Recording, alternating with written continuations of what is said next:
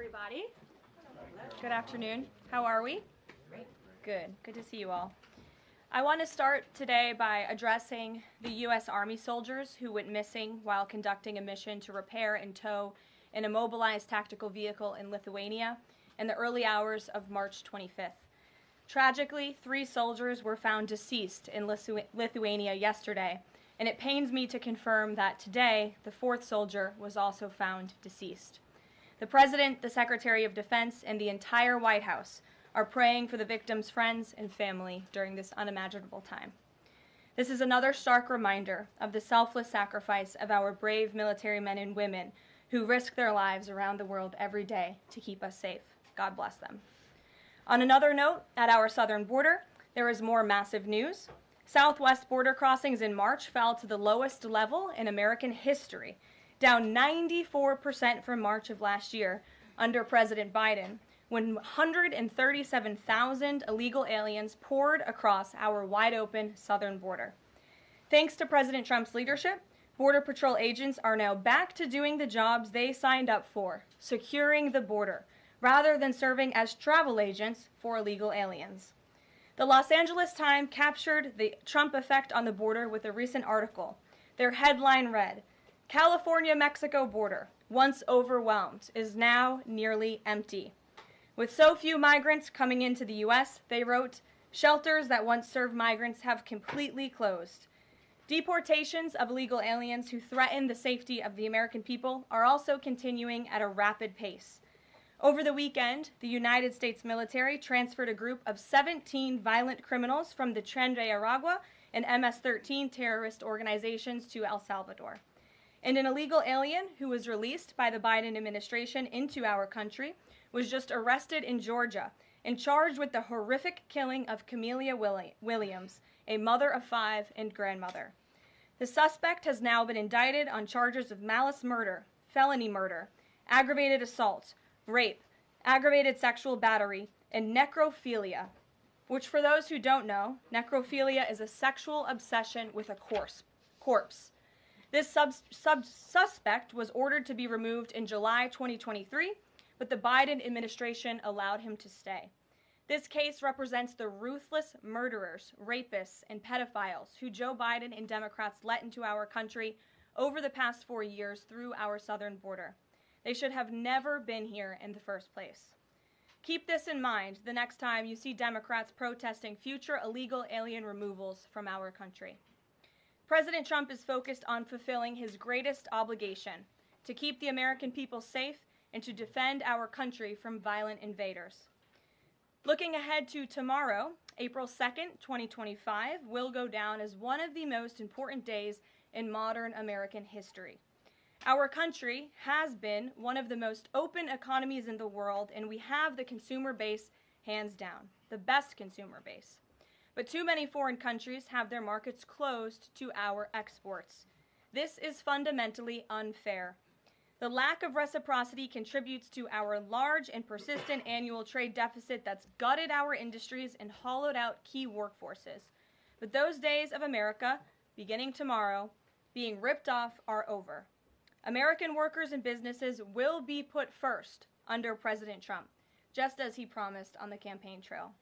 The President's historic action tomorrow will improve American competitiveness in every area of industry, reduce our massive trade deficits, and ultimately protect our economic and national security. President Trump's economic vision is rooted in common sense. America will offer companies the lowest taxes, energy costs, regulations, if they make their products right here in the United States and hire American workers for the job. It's simple. If you make your product in America, you will pay no tariffs. We have already seen a number of the largest companies in the world respond to this economic approach. For example, Project Stargate, led by Japan-based SoftBank and US-based OpenAI and Oracle, announced a $500 billion private investment in the United States-based artificial intelligence infrastructure. Apple announced a $500 billion investment in U.S. manufacturing and training. NVIDIA announced it will invest hundreds of billions of dollars over the next 4 years in U.S.-based manufacturing. And the Taiwan semiconductor manufacturing company TSMC announced a $100 billion investment in U.S.-based chips and manufacturing. These are just a few of the investment announcements that have already been made, and it is clear that President Trump's America First approach is already working. In our new media seat today is Mark Halperin, the co-founder and editor-in-chief of Two Way, a new live video platform that builds communities around interactive conversations with leaders and content creators from every subject area. Mark and his colleagues welcome all voices into discussions that are spirited but respectful. They have over 37.5 million video views, over 3.6 million watch time hours since the platform began just last year.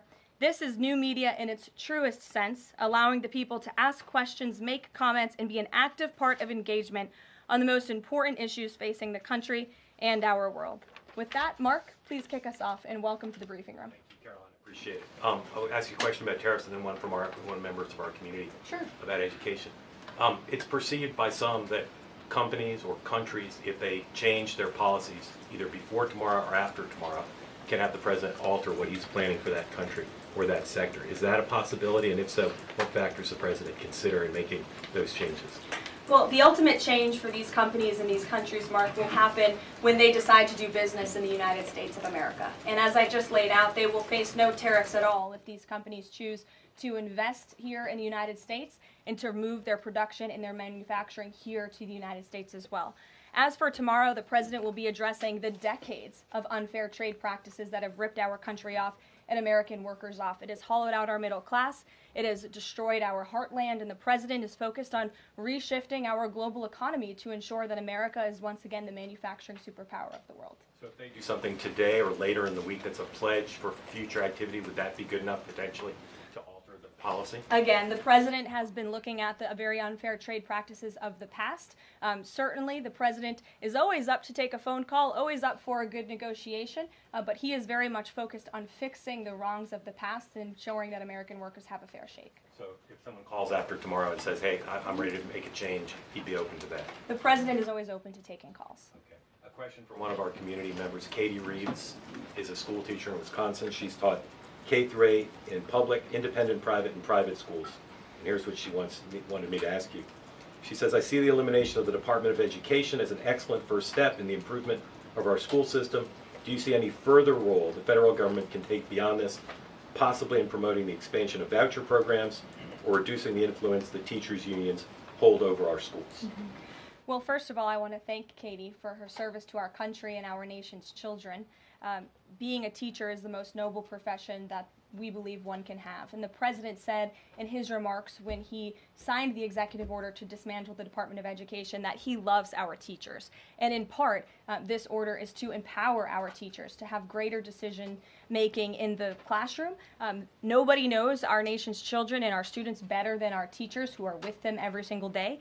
As for the federal government's role, to get to the heart of Katie's question, the president has made it clear to Linda McMahon that we need to find other places within our federal government for critical programs regarding education.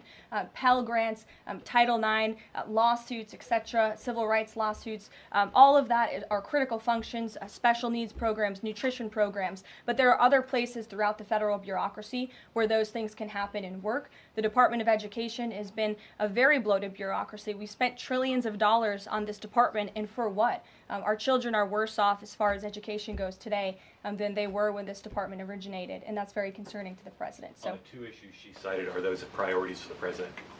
School education choice, vouchers, and diminishing the role of teachers' unions.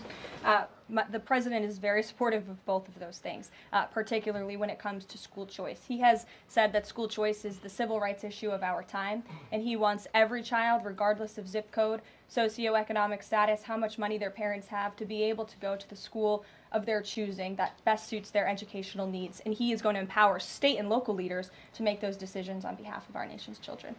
Thanks for being here, Mark. Jeff.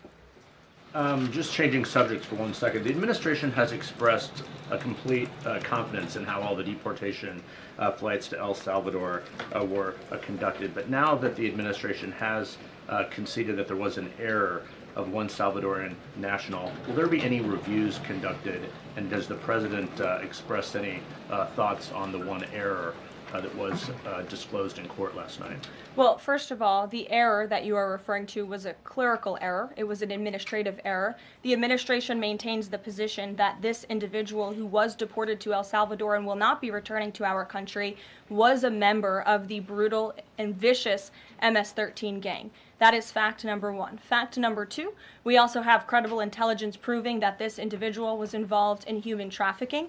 And fact number three, this individual was a member, actually a leader of the brutal MS-13 gang, which this president has designated as a foreign terrorist organization. Fact number four is that foreign terrorists do not have legal protections in the United States of America anymore. And it is within the president's executive authority and power to deport these heinous individuals from American communities. It is a promise he campaigned on. It is a promise he is keeping. And every single person in this room should be grateful for that, considering especially MS-13 is very prevalent and prominent here in the District of Columbia, in Maryland, and in Virginia. And the president, the attorney general, everyone who has been involved in these operations is focused on eradicating these criminals and terrorists from our communities. The vice president said he was a convicted member of MS-13. What evidence is there to back that up? There's a lot of evidence, and the Department of Homeland Security and ICE have that evidence, and I saw it this morning. Steve. Has the president fully made up his mind on the level of tariffs to impose tomorrow? We keep hearing about a 20% flat rate. The president said last night he has made a decision and a determination. I was with him in the Oval Office earlier, and he is going to announce that decision tomorrow. I don't want to get ahead of the president. This is obviously a very big day. He's with his trade and tariff team right now, perfecting it to make sure this is a perfect deal for the American people and the American worker, and you will all find out in about 24 hours from now. And are the car tariffs going to go into effect on April 3rd as scheduled? Correct. Yes, they will. Okay. And last thing, would you like to respond to the Chinese military drills around Taiwan? Yes, I would. As a matter of fact, the National Security Council briefed me on this morning, and they said that the president is emphasizing the importance of maintaining peace in the Taiwan Strait, encouraging the peaceful resolution of these cross-strait issues, reiterating our opposition to any unilateral attempts to change the status quo by force or coercion. That is directly from the National Security Advisor. Just for you, Steve Holland of Reuters. Monica. Thank you so much, Caroline.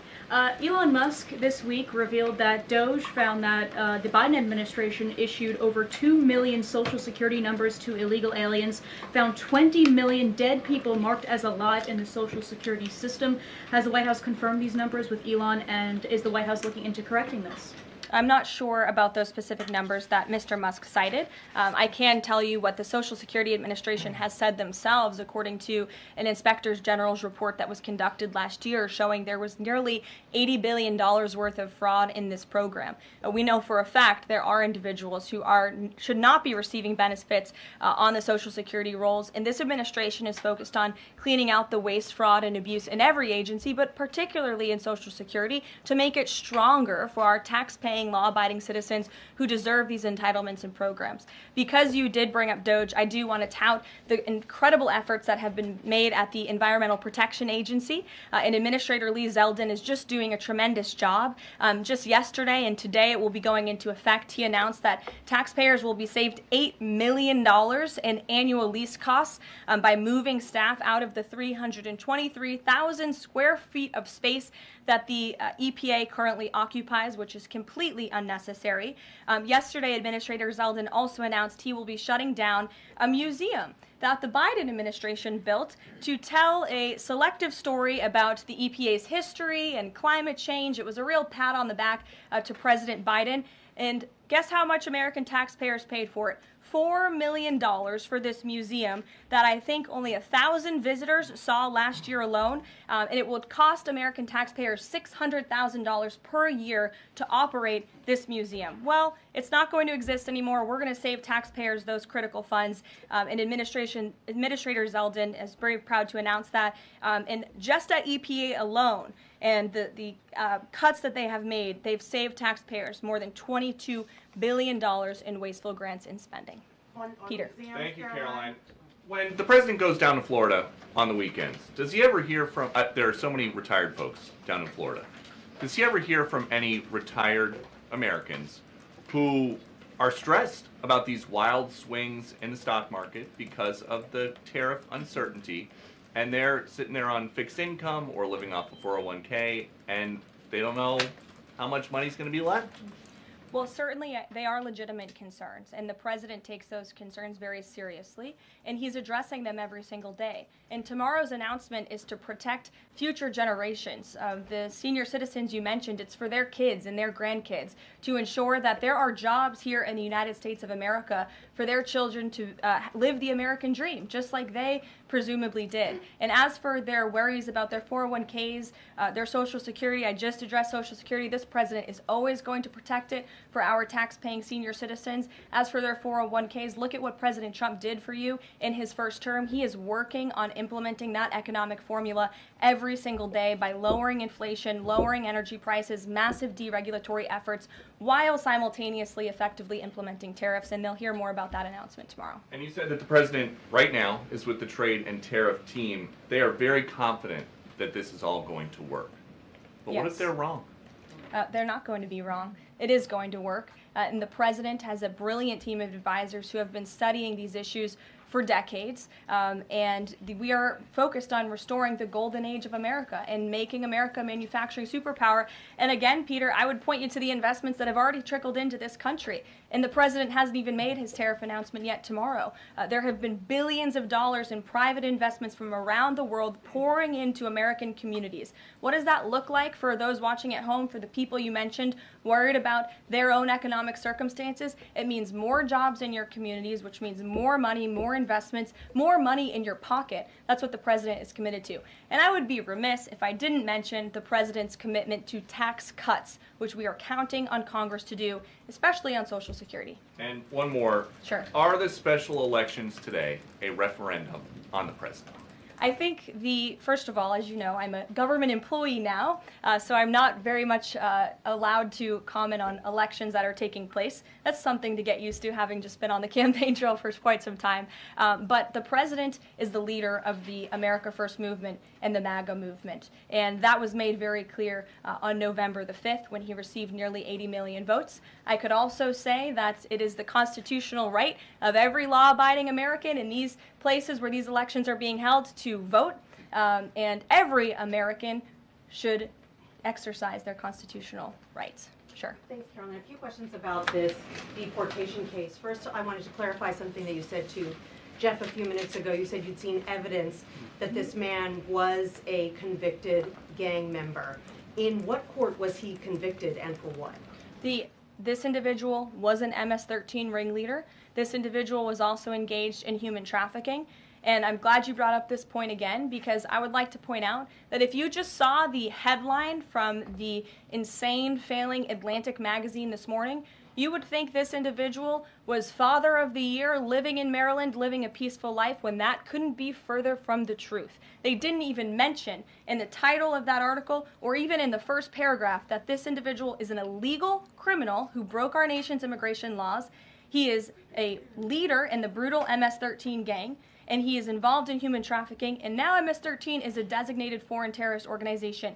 Foreign terrorists have no legal protections in the United States of America, and this administration is going to continue to deport foreign terrorists and illegal criminals from our nation's interior. But a judge ordered that he should remain in this country. So are you saying that it is okay to ignore a judge's ruling if you don't like it? Who does that judge work for? He's an immigration It was an judge. immigration judge who works for the Department of Justice at the direction of the Attorney General of the United States, whose name is Pam Bondi, who has committed to eradicating MS-13 from our nation's interior. And let me tell you why we've made this commitment. MS-13, may I remind each and every one of you, is a brutal and vicious gang. They raped and strangled a 20-year-old autistic woman to death in Maryland. They hacked 4 people to death with machetes in a park on Long Island. They have kidnapped, sexually tortured, and shot a teenage girl in Texas after she insulted them, allegedly. Killed and mutilated a 17-year-old girl in Virginia, stabbing him 16 times and cutting off his hands. They beheaded and cut out the heart of a man in Washington, D.C., They raped and murdered a 13-year-old girl in California. They sex trafficked a slew of young girls, including one who was just 12 years old. Raped an 11-year-old girl in Brooklyn while her brother was in the room. Sex trafficked a 13-year-old in Maryland and Virginia, miles away from this White House, even beating her 26 times on her backside with a baseball bat. Pressured homeless New Yorkers to undergo unnecessary surgeries such as spinal fusion in order to bolster their fraudulent lawsuits. These are vicious criminals. This is a vicious gang. And I wish that the media would spend just a second of the same time you have spent trying to litigate each and every individual of this gang who has been deported from our country as the innocent Americans whose lives have been lost at the hands of these brutal criminals. We maintain our position, and very strongly so. Jennifer. One more on the tariffs. Can you say what the latest thinking is on the start date? I know you were just in the Oval.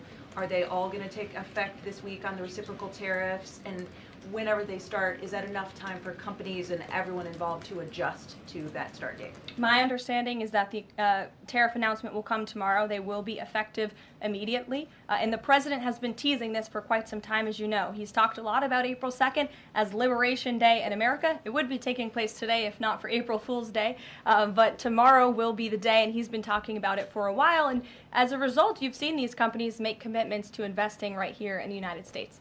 Jasmine. Thank you so much.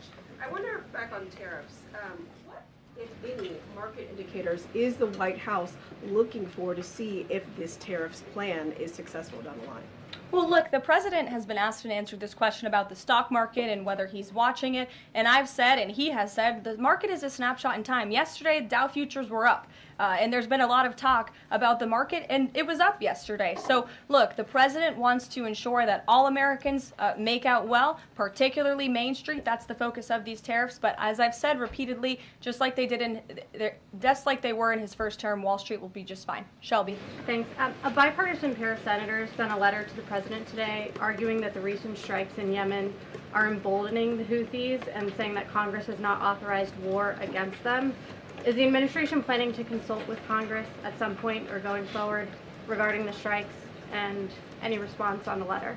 Well, I would absolutely reject Congress's claims. Who made those claims in Congress? Senator Jeff Merkley and Rand Paul. Okay, well, I would absolutely reject those claims. These Houthi strikes have been incredibly successful. Last time I was at this podium, there were more than 100 successful strikes.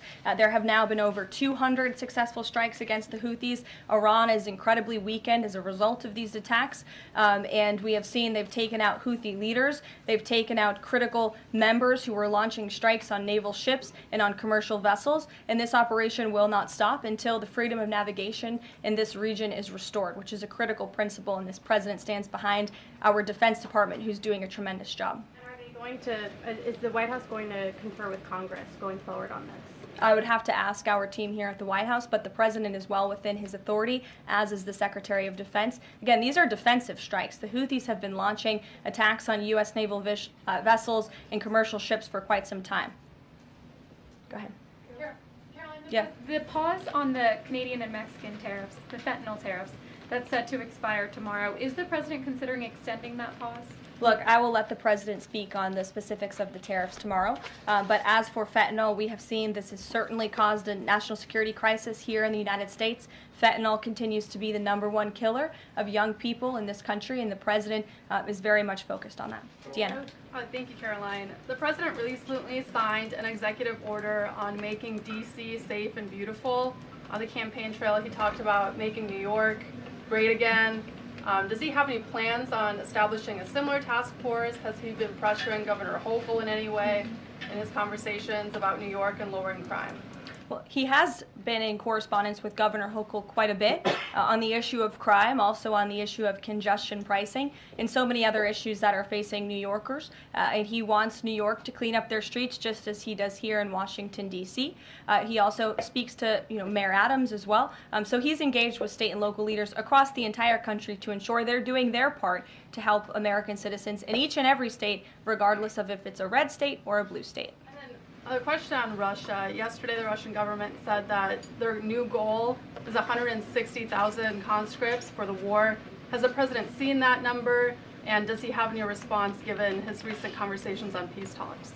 Well, I can tell you what the president said last night, and that is he is frustrated with leaders on both sides of this war. He wants this war to end. There are men that are dying on both sides, and it's been going on for far too long. Our team continues to be engaged with the Russians as we are with the Ukrainians, and the president continues to be very, very much engaged on this topic every single day. Caroline? Sure. Caroline, Sure. The president said over the weekend that he couldn't care less if prices went up on foreign cars because people buy more American cars. There's been consensus from a lot of economists that these tariffs could raise prices on other goods as well. Is the president comfortable with Americans on Main Street paying more because of these tariffs? The president is doing everything he can, and this entire administration is doing everything we can to bring down the cost of living in this country. An inflation mess that was fueled by the previous administration's reckless spending, overburdensome regulations that this administration is focused on slashing every single day. I just read you a statistic just from the Environmental Protective Agency alone. We're saving taxpayers money that's ultimately going to drive down inflation, and we're unleashing the might of our energy industry, which will bring down prices as well. To the heart of your question, because this is very important to the American people, you should trust what this president did for you in his first term. He effectively utilized tariffs while driving down inflation. It was a record low 1.4% when he left office, and he's focused on getting back to that. It's unfortunate the previous administration left us in this mess. Sure. Representative Anna Paulina Luna left the Freedom Caucus over their lack of support for her bill that would allow new parents to proxy vote around 12 weeks around the birth of their baby. Does the president support that bill? I'm not sure. I haven't actually talked to the president about that bill, but I certainly can and can get a take on if he supports it or not. Thank you. And one more. The D.C. Circuit ruled last week that the president can fire holdover Biden appointees of independent agencies. Will this ruling empower President Trump to dismiss more federal employees? Well, the president has given the responsibility to his cabinet secretaries to hire and fire at their respective agencies, and they reserve that right. You saw the Secretary of Health and Human Services announced more layoffs today. This is all part of the administration's effort for a mass reduction in force in the federal bureaucracy here in Washington, D.C. to save American taxpayers money. As for agencies within the president's executive authority, the president retains that right. And we've seen there have been bureaucrats at some of these agencies that have been trying to act independent. They need to remember who they work for. It's the executive of the executive branch. You look at the United States Institute of Peace, for example. There was a little bit of a standoff with bureaucrats over there who didn't want to realize who they work for, and that is Donald Trump. And President Trump is focused on streamlining these agencies to save American taxpayers money, and he has every right to do that. Karoline. Sure. Go ahead. Thanks, Caroline. Yeah. In Gaza, the bodies of 15 rescuers have been found in their sort of ambulances where they were apparently killed by Israeli forces. Just wondering if the White House is going to be calling on Israel to investigate that and to try and avoid similar casualties involving rescue workers in the future. Well, as for the specific situation you just mentioned, I'll talk to the president about it and our national security team. What I can tell you is what I've spoken with the president on.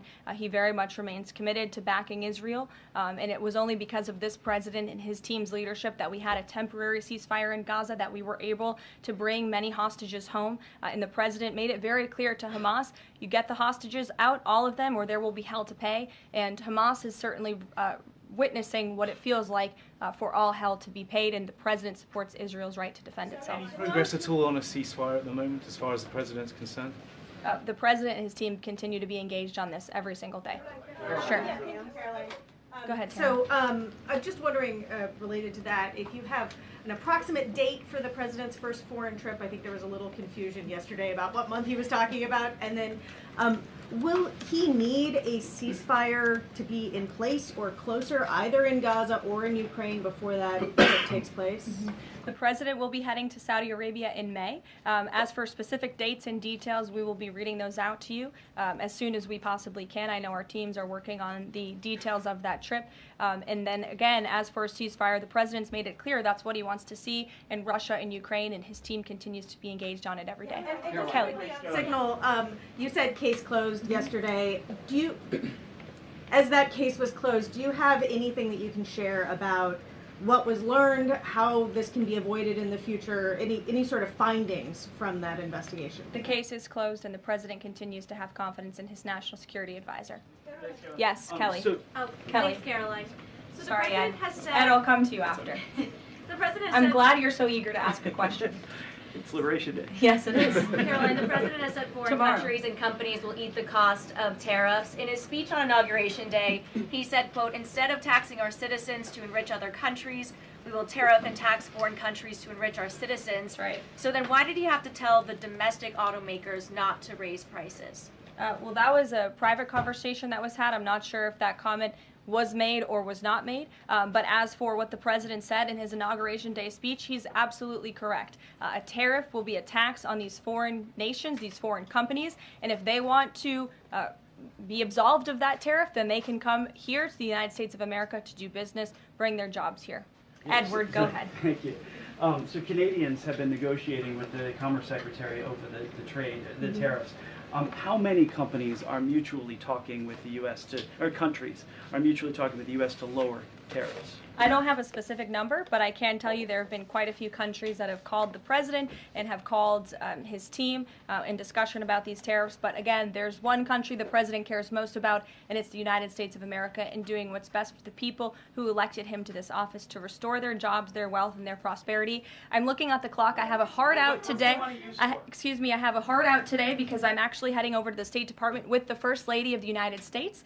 She will be delivering remarks at 1 o'clock this afternoon at the 19th International Women of Courage Award ceremony with our great Secretary of State Marco Rubio. That starts at 1. This is the 5th year Mrs. Trump is participating and standing with brave women leaders who embody American values abroad. And the First Lady in her remarks today will highlight the profound connection between the love and courage that will be shown by this year's honorees. I encourage everybody to tune in at 1 o'clock, and then we'll see you all tomorrow for Liberation Day. Thanks, guys. Thanks, Karoline.